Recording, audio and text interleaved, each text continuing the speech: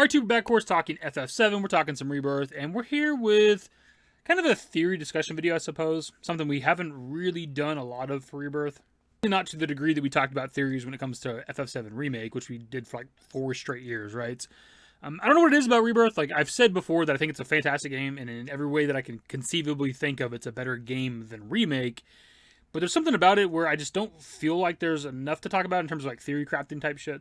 Not that I think I have all the answers, because I don't. Because I still have questions myself of, like, you know, the worlds inside the planet, that kind of shit, which we're going to talk about a bit with this video. And then also the ending with Zack, because they put a lot of emphasis on, like, what world did, you know, Zack wake up in. So, like, there's obviously some intrigue there. Comes to, like, the ending of Rebirth and Aerith's fate. I know they're trying to, like, flip-flop between, like, what's real, what's not, what's happening, right? But I feel like it's pretty clear-cut for most people what's actually going on. Anyways, all this is to say that I kind of want to get into maybe talking about some theory-related stuff on the channel more, I guess, kind of in general, since we don't really discuss that type of shit anymore. I had somebody hit me up with a link to their Reddit post about their particular theory, and generally when it comes to the channel, I'm down to, like, you know, talk about anything somebody wants me to talk about, for the most part, obviously, within reason to a certain degree. In this case, it's kind of a regular on the channel in some ways, Ultima786. I couldn't tell you the last time that we kind of looked at one of their theories. It's maybe been a while. But they're kind of a regular. We've used them quite a few times on the channel. They've hit me up a time or two with links in the past to the Reddit post. But I think most of the time I've just kind of stumbled across their posts on Reddit and just read their theories, found them interesting, and wanted to talk about them. In this case, it's their interpretation of, like, Sephiroth and the multiple worlds that he keeps talking about, and also the 7 seconds to the end, so it does kind of tie back into Remake, so it's, I guess, partially a Remake theory video as well. So let's hop right into it. I have an idea on why Sephiroth keeps harping on worlds. Theory, it's because he's going to offer Cloud to live in one of them where Aerith lives. This will be the mechanism that finally shatters him, causing his mind to fall into this delusional world. He'll be physically in his wheelchair attended by Tifa, while his mind goes prancing around the Lifestream in a pretend world. So to set the scene a bit, this would be in the Medill segment, assuming that things play out the same as they did in the original FF7, and this is where we find Cloud. This would be post-North Crater, post-North Cave, after he's given Sephiroth the Black Materia. So at least according to their theory, sometime around this segment of the third game is when Sephiroth will be offering this opportunity to Cloud. Do you want to wake up back into the real world where Aerith is dead, or do you want to live in this delusional world where she's alive? Why? Few ideas. It's very clear that there's only one planet, but within the planet there are many so-called worlds within the Lifestream. These worlds appear to just be manifestations of souls, where their past, their dreams, their aspirations, or even their regrets play out. It's alluded to by the Cosmocanon NPC, but also by Sephiroth, who says, just as worlds unite, so too do they part, as he separates the souls of Zack and Cloud from each other. Finally, the final chapter is called End of the World, speaking of Aerith's death. A world is just the spirit energy of a soul within the Lifestream. Aerith shows us one of her so-called dreams and brings Cloud in it.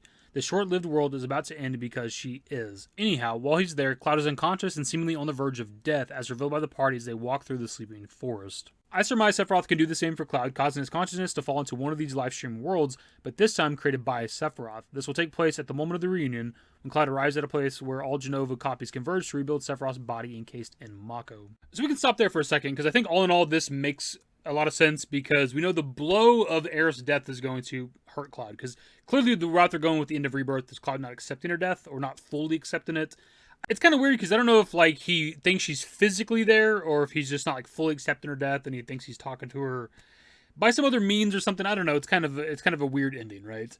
Because clearly nobody else in the party is, like, talking to Aerith or reacting to Aerith being there, so it's kind of a strange ending in some ways. But obviously he doesn't know that she's dead as of right now. So whenever that is revealed to him in the next game, probably by Sephiroth, it's going to hurt him a lot. Only he might want to exist in a world where Aerith is no longer dead. Plus I think it makes perfect sense that Sephiroth would be able to offer this to Cloud, given that he shows Cloud the multiple worlds within the planet. Also I think it makes a bit of sense too, because after Cloud gives Sephiroth the Black Materia, falls into this comatose state, if Sephiroth can get Cloud to accept this offer, right, go to this other world where Aerith is alive, supposedly, his, you know, soul, spirit, consciousness, whatever it is, it would get Cloud out of the way, where we'd still have the events of FF7, but there'd no longer be a Cloud to fight Sephiroth and save the world, right? Does Cloud accept the offer? Would Cloud accept the offer? That's kind of its own discussion, I suppose. And we're obviously speaking hypothetical whether or not the situation would even take place.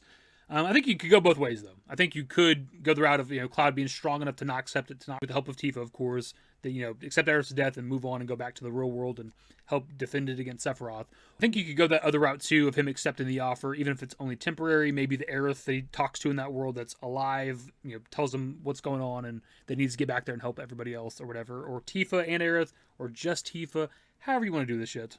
I think it's a way that you could kind of top the original game's Lifestream segment, which is the emotional climax of the original FF7, right? Cloud learning the truth of who he is, who Zack is, what actually happened back then, all that other shit. But you mix it with the reveal of Aerith's death and him having to accept that.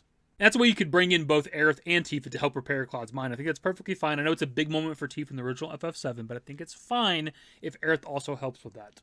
Also, you could throw Zack in there too, potentially, because we obviously have Zack traveling the Lifestream when it comes to Rebirth, and maybe the world that Sephiroth is trying to send Cloud to is where Zack woke up at the end of Rebirth, right? So maybe in that world you have Aerith and Zack who convince Cloud to go back to the actual world, the actual timeline to fight Sephiroth. A lot of ways you could do it, really. Actually, now that we're talking about it, I think it's a perfect idea to have all three of the people that are most important to Cloud, Tifa, Zack, and Aerith, help prepare his mind during like the Lifestream sequence from the original FF7. And I think if you throw Zack in there, it also kind of gets rid of the shipping discussions, right? Where that's going to be the debate. If you only have Tifa, or if you have Tifa and Aerith doing it, it'll cause arguments and debate amongst the community. I don't know that the devs care that much about that, but if you have Zack in there, then it just becomes the three most important people to Cloud. At this point, we're kind of on a tangent. I'm just kind of giving my own thoughts and my own spin on part of Ultima's theory here, but we're going to continue on. He will reveal to Cloud's soul that Aerith is actually dead, or perhaps Cloud was the one who killed her. He will offer Cloud a choice, which he has to make within 7 seconds. To live in misery without her, or to live with her forever, albeit within an illusory within the Lifestream, concocted by his aspiration of having saved Aerith. Tifa will help Cloud's soul understand the truth of his identity, but also the need to accept the loss of his loved ones, including Aerith. There's a couple things there I like. For one, Sephiroth being the one to reveal to Cloud that Aerith is dead. I kind of like that just because it's very evil feeling.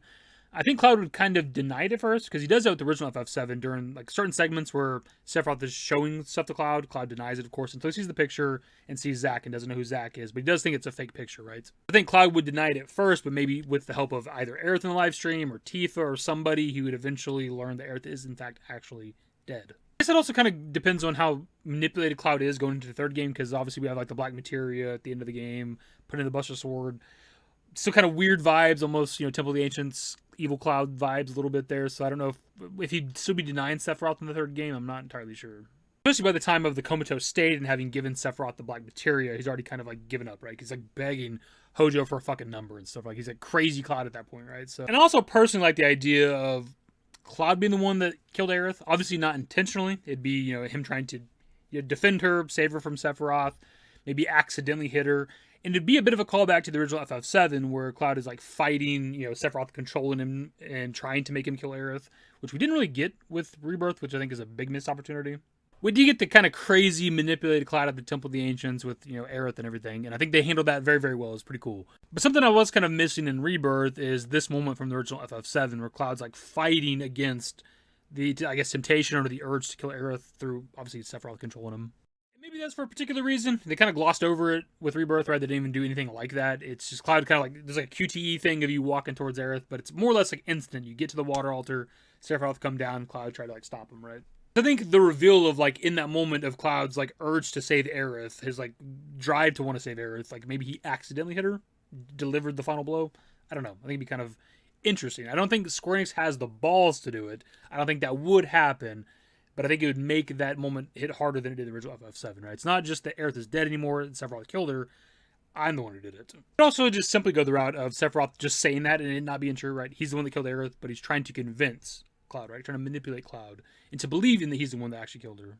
And that's kind of fine too, but I like the tragedy of the previous thing. Then, of course, there's the 7 seconds till the end thing that Ultima mentions, which has been a topic of debate for a long time with the community, right? On what exactly that means. We have a little bit from like devs. I think like Toriyama kind of touched in on what that means exactly to a certain degree, not the full answer to it.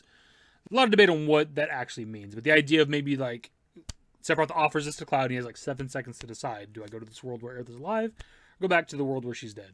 I don't know where I stand on that necessarily when it comes to this particular discussion. I mean, obviously, again, this is a hypothetical scenario we're looking at here of Sephiroth offering this to Cloud, but I don't think the 7 seconds to the end necessarily has to relate to that, to the comatose Cloud and the the offer from Sephiroth. Those could be two separate things entirely. I don't know. I'll be honest, we haven't talked about the 7 seconds to the end thing in a while, and I don't even know where I last stood on that, on what I think it means.